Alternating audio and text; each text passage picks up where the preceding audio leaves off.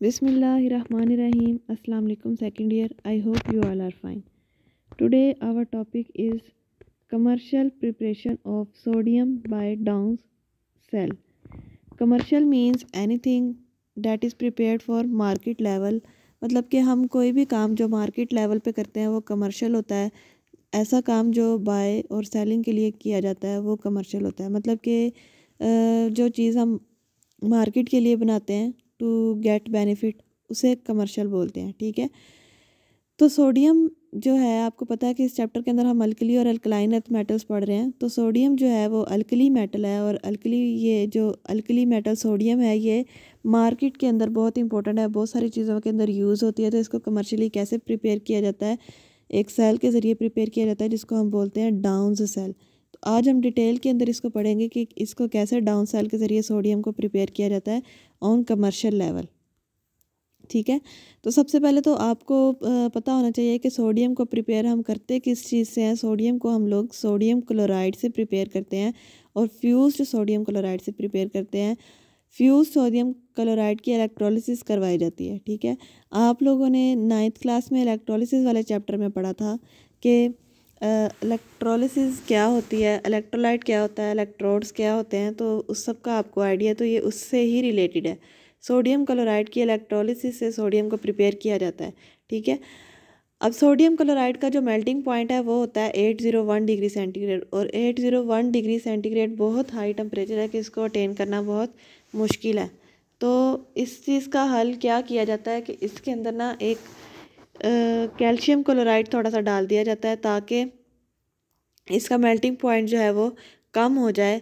और calcium chloride को डालने के बाद जिस फर्नेस के अंदर हम लोगों ने काम करना है उसका टेम्परेचर 600 के करीब रखा जाता है, क्योंकि कैल्शियम क्लोराइड डालने से सोडियम क्लोराइड का जो टेम्परेचर है वो 600 बिलो चला जाता है। ठीक है, वैसे हमें उसको मेल्ट करने के लिए 801 डिग्री सेंटीग्रेड टेम्परेचर चाहिए, लेकिन 801 टेम्परेचर बहुत हाई है। तो उसको लो करने के लिए हम कैल्शियम क्लोराइड डालते हैं और 600 डिग्री सेंटीग्रेड पर अपना काम करते हैं। ठीक है, अब उसके बाद हम लोग पहले उस सेल की अरेंजमेंट देख लेते हैं कि जिस सेल के अंदर इलेक्ट्रोलिसिस करवाई जाती है। आपको पता है कि इलेक्ट्रोलिसिस का जो प्रोसेस है वो इलेक्ट्रोकेमिकल सेल, इलेक्ट्रोलाइटिक सेल के अंदर करवाया जाता है। तो इसके लिए जो सेल यूज़ हो रहा है जिसको हम डाउन सेल बोलते हैं, उसकी कंस्ट्रक्शन या उसकी अरेंजमेंट कुछ इस तरीके से होती है कि in the electrolytic cell the large block of graphite at the centre is anode. आपको नज़र आ रहा होगा कि सेंटर में एक लार्ज बॉक्स है जिसके अंदर प्लस का साइन है। तो ये कार्बन एनोड है, मतलब कि ग्रेफाइट का ये एनोड होता है। और आपको पता है कि ग्रेफाइट कार्बन से बनता है, तो इसलिए इसको हम कार्बन एनोड बोल सकते हैं या ग्रेफाइट एनोड बोल सकते हैं। ठीक है, फिर उसके बाद एक डूम लाइक स्ट्रक्चर है और ये कलेक्शन ऑफ क्लोरीन के लिए होता है। अब देखो सोडियम क्लोराइड की हम लोग इलेक्ट्रोलिसिस करवा रहे हैं, तो इसमें से सोडियम को हम प्रिपेयर कर रहे हैं, तो बाकी बाय प्रोडक्ट हमारे पास क्लोरीन आ रही है। तो बेसिकली ये जो ऊपर डोम लगाया जाता है इसके अंदर क्लोरीन, इसके थ्रू क्लोरीन गैस को कलेक्ट किया जाता है। ठीक है, cathode is a circular bar of copper और iron which surround the anode but is separated from it by an iron screen which is terminated in the gas.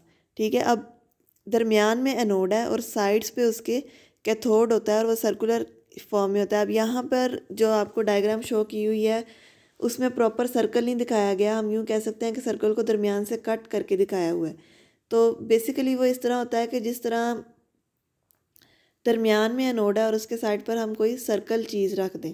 ठीक है, कोई सर्कल फॉर्म की चीज़ रख दें तो वो उसका कैथोड होता है। लेकिन एनोड और कैथोड के दरमियान में आयरन स्क्रीन होती है जो एनोड और कैथोड को अलग करती है। ये आपको तस्वीर में पिक्चर में नज़र भी आ रहा होगा कि एनोड और कैथोड के दरमियान में डॉटेड लाइन है, वो आयरन स्क्रीन बनाई हुई है इन्होंने। ठीक है, जिससे एनोड और कैथोड को अलग किया गया। The arrangement permits the electric current to pass freely but prevents sodium and chlorine from mixing after they have been set free at the electrodes। वो कह रहे हैं कि ये अरेंजमेंट जो है इससे इलेक्ट्रिक करंट फ्रीली तो पास करता है, लेकिन इसका दूसरा फ़ायदा यह है कि सोडियम और क्लोराइड आफ्टर इलेक्ट्रोलिसिस जब एक दूसरे से अलग हो जाते हैं तो ये अरेंजमेंट उनको दोबारा मिक्स नहीं होने देती, क्योंकि आपको पता है सोडियम और क्लोराइड के दरमियान में इलेक्ट्रोस्टैटिक फोर्स ऑफ अट्रैक्शन है, तो उनको जहाँ पे मौका मिलेगा वो दोबारा से कंबाइन कर जाएंगे। लेकिन जो अरेंजमेंट यहाँ पे शो की हुई है, उस अरेंजमेंट का ये फ़ायदा है कि सोडियम और क्लोराइड आफ्टर इलेक्ट्रोलिसिस जब अलग हो जाते हैं तो वो एक दूसरे के साथ कंबाइन दोबारा नहीं कर सकते, एक दूसरे से सेपरेट ही रहते हैं। ठीक है। Sodium metal rises in a special compartment from which it is taken out at interval. The cell produce dry chlorine and 99.9% pure sodium. The process is carried out at 600 degree centigrade. अब sodium metal अलग होने के बाद ऊपर की तरफ उठती है और एक स्पेसिफिक कंपार्टमेंट के अंदर आती है, जहाँ पर थोड़ी थोड़ी देर बाद इसको अलग कर लिया जाता है और ड्राई क्लोरीन जो सी होती है वो प्रोड्यूस होती है। और आपको पहले मैंने बताया कि जो डोम लाइक स्ट्रक्चर है उससे क्लोरीन को कलेक्ट किया जाता है, और इस प्रोसेस से जो हमारे पास सोडियम मेटल एक्सट्रैक्ट होती है वो 99.9% प्योर होती है। ठीक है। और ये प्रोसेस 600 डिग्री सेंटीग्रेड के ऊपर कैरी किया जाता है। It has the following advantages. अब इस प्रोसेस के क्या क्या एडवांटेजेस हैं, क्या क्या फ़ायदे हैं। सबसे पहले तो metallic fog is not produced. ऐसा होता है, सम प्रोसेसेस इस तरह के होते हैं कि ये जो भी अरेंजमेंट या जो भी अपरेटस हम यूज़ करते हैं वो ग्लास अपरेटस होता है, तो ड्यूरिंग प्रोसेस उसके अंदर बहुत ज़्यादा धुंध सी मतलब फॉग सी हो जाती है मेटल्स की, मेटालिक फोग सोडियम मेटल की बहुत फॉग हो जाती है, जिसको कलेक्ट करना भी मुश्किल हो जाता है, क्योंकि आपको पता है कि वो फर्नेस के बिल्कुल साथ अटैच हो जाती है। जो भी अपरेटस हम यूज़ करते हैं उसकी साइड्स के साथ अटैच हो जाती है, तो वहाँ से उसको एक्सट्रैक्ट करना थोड़ा मुश्किल हो जाता है। दूसरा फ़ायदा इसका यह है कि liquid sodium can easily be collected at 600 degree centigrade. जैसे मैंने आपको पहले बताया कि सोडियम क्लोराइड का मेल्टिंग पॉइंट जो है वो बहुत ज़्यादा है, तो इस प्रोसेस का ये फ़ायदा है कि हम लोग इससे 600 डिग्री सेंटीग्रेड पर लिक्विड सोडियम को एक्सट्रैक्ट कर सकते हैं। उसके बाद तीसरा फ़ायदा यह है कि materials of the cell is not attacked by the product form during the electrolysis, कि हम लोगों ने जो भी अपरेटस यूज़ किया है उसको कोई नुकसान नहीं होता जो भी हमारे पास प्रोडक्ट बन रही है। ठीक है। मतलब कि बाई प्रोडक्ट क्लोरीन बन रही थी, उसको कलेक्ट करने के लिए भी हमारे पास अलग से रास्ता है, और सोडियम भी जो एक्सट्रैक्ट हो रही है उसको भी हम इजीली कलेक्ट कर रहे हैं, तो कोई भी बाई प्रोडक्ट इसके ऊपर नेगेटिव इम्पैक्ट नहीं करती या अटैक नहीं करती, तो वो सेफ प्रोसेस है प्रोडक्शन ऑफ सोडियम का। अब आपको पता है कि ड्यूरिंग इलेक्ट्रोलिसिस दो रिएक्शंस होते हैं, एक एनोड पे और एक कैथोड पे। तो सोडियम क्लोराइड की इलेक्ट्रोलिसिस से सोडियम और क्लोराइड आइंस बनते हैं, जिनमें से सोडियम आइंस कैथोड के ऊपर इलेक्ट्रॉन्स को गेन करके प्योर सोडियम मेटल में चेंज हो जाते हैं, और क्लोराइड आइंस एनोड के ऊपर इलेक्ट्रॉन को लूज़ करके ड्राई क्लोरीन के अंदर चेंज हो जाते हैं, जिसको हम लोग उस डोम में से कलेक्ट करते हैं। ठीक है। तो इस प्रोसेस के ज़रिए हम प्योर सोडियम एक्सट्रैक्ट कर सकते हैं, और आपको ये परसेंटेज भी याद होनी चाहिए कि 99.9% प्योर सोडियम इस प्रोसेस से एक्सट्रैक्ट होती है। ठीक है। फिर उसके बाद सेकंड जो प्रोसेस हम लोगों ने इस चैप्टर का पढ़ना है वो है commercial preparation of sodium hydroxide by the diaphragm cell. अब डायाफ्राम सेल के ज़रिए सोडियम हाइड्रोक्साइड को भी कमर्शियली प्रिपेयर किया जाता है, मतलब कि मार्केट लेवल पे इंडस्ट्रियल लेवल पे इसको प्रिपेयर किया जाता है।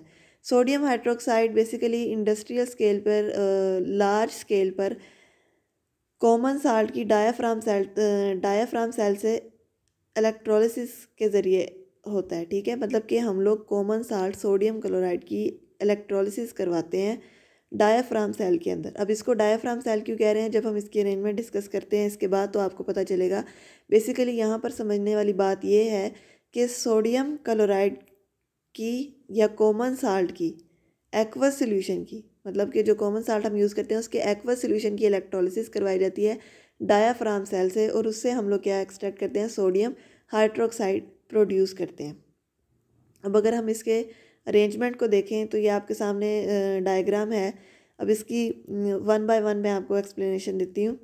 सबसे पहले ये जो स्टील टैंक है, साइड पे जो चौरस आपको नज़र आ रहा है, ये स्टील का बना हुआ एक टैंक होता है। ठीक है। सेल बेसिकली एक स्टील टैंक होता है जिसके अंदर ओब्लोंग परफोरेटेड स्टील वेजल होता है। अब इसके दरमियान में आपको ये यू से शेप का एक कंटेनर नज़र आ रहा होगा। ठीक है। परफोरेटेड स्टील वेजल, ये भी स्टील का बना होता है। परफोरेटेड मीन इसके अंदर होल्स होते हैं, तो आपको नज़र आ रहा है कि इसके अंदर होल्स हैं। ठीक है। Lined inside with asbestos diaphragm serve as cathode. अब ये जो वेजल है इसकी अंदर वाली साइड जो सी होती है वो एस्बेस्टॉस से कवर होती है, और एस्बेस्टॉस की एक बारीक सी शीट से कवर होती है जिसको हम डायाफ्राम बोलते हैं, और वही एस्बेस्टॉस की शीट एज ए कैथोड काम करेगी। ठीक है। It is provided with a constant level device. इसके अंदर एक डिवाइस लगाई जाती है जिसको हम कांस्टेंट लेवल डिवाइस कहते हैं, जो कि वेजल के अंदर एक स्पेसिफिक लेवल ब्राइन का। अब ब्राइन क्या होता है? Concentrated solution of sodium chloride. Sodium chloride का अगर आप कंसनट्रेटेड सोल्यूशन बनाएं तो उसको हम ब्राइन बोलते हैं। तो इसको उस डिवाइस से कनेक्ट किया जाता है। ये जो वेजल डायाफ्राम परफोरेटेड वेजल है, डायाफ्राम जिसके अंदर लगी हुई है, उसको उस डिवाइस के साथ कनेक्ट किया जाता है ताकि ब्राइन का जो लेवल है वो इसके अंदर मेंटेन रह सके। ठीक है। ब्राइन के लेवल को मेंटेन करने के लिए वो डिवाइस लगाई जाती है और फिर इस वेजल के अंदर ब्राइन को डाला जाता है। फिर इसकी फर्दर क्या है कि ग्रेफाइट का एनोड हेल्ड किया जाता है with in the U shape diaphragm and it project into the salt solution. अब आपको नज़र आ रहा होगा कि इस वेजल के अंदर एक ग्रे कलर का है जिसके ऊपर एरो से भी नज़र आ रहा होगा कि ग्रेफाइड एनोड है ये। ठीक है। इसको फिर ब्राइन सोल्यूशन के अंदर इंसर्ट किया जाता है। ठीक है। फिर क्या होता है? Steam is blown during the process which keep the electrolyte warm and helps to keep the perforation clear. अब इसको हीट किया जाता है स्टीम के through. Chlorine release at the anode. अब एनोड के ऊपर क्लोरीन ने रिलीज़ होना है और रिलीज़ होने के बाद उसने राइज करना है ऊपर की तरफ। ठीक है। While the hydrogen release at the cathode, और कैथोड के ऊपर हाइड्रोजन जो रिलीज़ होगी वो एस्केप कर जाएगी पाइप से, क्योंकि आपको पता है हाइड्रोजन गैस है। और आपको स्टील टैंक की साइड पर एक छोटा सा पाइप नज़र आ रहा होगा जिसके ऊपर हाइड्रोजन लिखा हुआ है। तो हाइड्रोजन गैस बनने के बाद यहाँ से एस्केप कर जाती है। Sodium hydroxide solution slowly percolates into the catch बेसन। अब देखो, जो क्लोरीन थी वो निकली और ऊपर की तरफ निकल गई। ऊपर से आपको नज़र आ रहा होगा इस वेजल के ऊपर एक छोटा सा पाइप लगा हुआ है, वहाँ से क्लोरीन निकल रही है। ठीक है। हाइड्रोजन थी। अब हम लोगों ने बेसिकली यहाँ पर क्या यूज़ किया है? हाँ, यहाँ पर हम लोगों ने सोडियम क्लोराइड का कंसनट्रेटेड सोल्यूशन यूज़ किया है। मतलब कि सोडियम क्लोराइड और वाटर। हमारे पास क्या क्या चीज़ है? सोडियम है, क्लोराइड है, हाइड्रोक्साइड है और हाइड्रोजन है। ठीक है। वाटर के अंदर हाइड्रोक्साइड और हाइड्रोजन है, सोडियम क्लोराइड के अंदर सोडियम और क्लोराइड है। अब ये चार हमारे पास चीज़ें हैं जिनमें से क्लोराइड जो है वो कैथोड के ऊपर बनती है, सॉरी क्लोराइड जो है वो एनोड के ऊपर बनती है, क्लोरीन के अंदर चेंज होती है और ऊपर की तरफ राइज करके उस वेजल में से पाइप के थ्रू बाहर निकल जाती है। फिर उसके बाद जो हाइड्रोजन है वो बनने के बाद स्टील टैंक के पाइप में से निकल जाती है। अब पीछे हमारे पास क्या रह गया? सोडियम और हाइड्रोक्साइड, जो आपस में रिएक्ट करते हैं और सोडियम हाइड्रोक्साइड बना देते हैं। सोडियम हाइड्रोक्साइड बनाने के बाद उस वेजल्स के होल्स के अंदर से, हमने परफोरेटेड वेजल ली थी ना, उस होल्स के अंदर से नीचे एक बीकर के अंदर कलेक्ट होते हैं। उस बीकर को हम बोलते हैं कलेक्शन वेजल या कैच बेसन बोलते हैं उसको। ठीक है। उसके अंदर ये परकोलेट करना, उसके अंदर ये नीचे डिप कर जाता है, नीचे जो है वो ड्रॉप वाइज गिरता जाता है। ठीक है। अब इसके अंदर रिएक्शंस क्या होते हैं? रिएक्शन ये हुआ है कि सोडियम क्लोराइड की इलेक्ट्रोलिसिस होती है, सोडियम क्लोराइड टूटता है। ठीक है। इसी तरह वाटर जो है वो भी टूटता है। उसमें से जो क्लोरीन है वो एनोड के ऊपर इलेक्ट्रॉन्स को लूज़ करने के बाद क्लोरीन गैस में चेंज होता है और क्लोरीन गैस में चेंज होने के बाद उस पाइप के थ्रू बाहर निकल जाता है। ठीक है। और कैथोड के ऊपर हाइड्रोजन जो सी है वो डिस्चार्ज होती है, मतलब कि वाटर इलेक्ट्रॉन्स को गेन करता है और हाइड्रोक्साइड और हाइड्रोजन में चेंज हो जाता है। अब हाइड्रोजन जो है वो स्टील टैंक में से फिर एस्केप कर जाती है। फिर ओवरऑल रिजल्ट रिएक्शन क्या होता है कि Cl2 और 2OH negative, OCl negative, Cl negative और वाटर। ठीक है। Chlorine produced can react with hydroxide ions in cold giving hypochlorite आइन। अब ये जो हमारे पास प्रोडक्ट्स हैं उनकी कुछ पॉसिबिलिटीज़ हैं जो जहाँ पर डिस्कस की गई हैं। सबसे पहली पॉसिबिलिटी ये है कि क्लोरीन जो है वो हाइड्रोक्साइड के साथ रिएक्ट करती है, रिएक्ट करने के बाद क्लोराइड आइन बना सकती है। ठीक है। दूसरी पॉसिबिलिटी क्या है?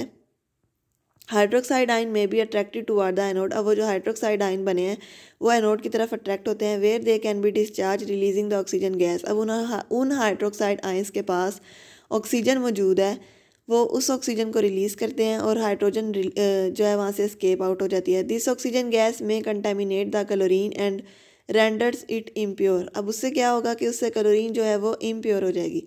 The first problem is solve by using the asbestos diaphragm. अब यहाँ पर ये बात है कि एस्बेस्टॉस डायाफ्राम यूज़ करने का मकसद ये था कि क्लोरीन को कंटेमिनेट होने से बचाना है, ठीक है। वो एस्बेस्टॉस डायाफ्राम इस चीज़ से रोकती है क्योंकि क्लोरीन जो है वो हाइड्रोक्साइड आयन के साथ रिएक्ट करके हाइपोक्लोराइट आयन बनाती है, जो कि हमारी रिक्वायरमेंट ही नहीं है, ठीक है। बेसिकली इसको प्रिवेंट करने के लिए हम एस्बेस्टॉस डायाफ्राम यूज़ करते हैं। This keep the two solution separate while allowing the sodium ions to move toward the cathode and this movement of ions keep the current flowing through the external circuit. और यहाँ पर जो electrons produce होते हैं वो external circuit से flow करते हैं। The second problem is solved keeping the level of brine in anode compartment slightly higher. This keeps the direction of flow of liquid toward the cathode and thus preventing the possibility of hydroxide ion to reach the anode. ठीक है। The solution that flows out of cathode compartment contain, अब जो cathode compartment में solution बना है, sodium hydroxide बन गया है, वो 11% सोडियम हाइड्रोक्साइड और 16% सोडियम क्लोराइड है। evaporation of this solution crystallize the less soluble sodium chloride which is filtered off। अब evaporate करवाते हैं तो उसमें से सोडियम क्लोराइड जो है वो हो जाता है, क्रिस्टलाइजेशन हो जाती है, क्रिस्टल के अंदर चेंज हो जाता है। फिर उस सोल्यूशन को फिल्टर किया जाता है जिससे सोडियम क्लोराइड के क्रिस्टल अलग हो जाते हैं और सोडियम हाइड्रोक्साइड 50% सोडियम हाइड्रोक्साइड हमारे पास पीछे रह जाता है और only 1% sodium chloride as a impurity उसमें बाकी रहता है। For commercial purpose this small impurity is not important. और आपको पता है कि कमर्शियली हमारे पास जो चीज़ें आती हैं वो इतनी ज़्यादा साफ़ नहीं होती, थोड़ी इम्प्योर होती हैं, तो इतनी सी इम्प्योरिटी को हम इग्नोर कर सकते हैं। तो 1% इम्प्योर प्रोडक्ट आती है क्योंकि बेसिकली हमारी रिक्वायरमेंट सोडियम हाइड्रोक्साइड है। सोडियम हाइड्रोक्साइड के अंदर 1% सोडियम क्लोराइड रह जाता है। उस सोडियम क्लोराइड की को एज ए इम्प्योरिटी हम इग्नोर करते हैं, बाकी की इम्प्योरिटी को बाय फिल्ट्रेशन हम रिमूव कर देते हैं, ठीक है। इस तरीके से हम सोडियम हाइड्रोक्साइड को कमर्शियली प्रिपेयर करते हैं और सोडियम को भी कमर्शियली प्रिपेयर कैसे करते हैं वो हमने पहले डिस्कस किया। उम्मीद है कि आपको समझ आई होगी। अल्लाह ताला आपको अपने हिफ्ज़-ओ-ईमान में रखे।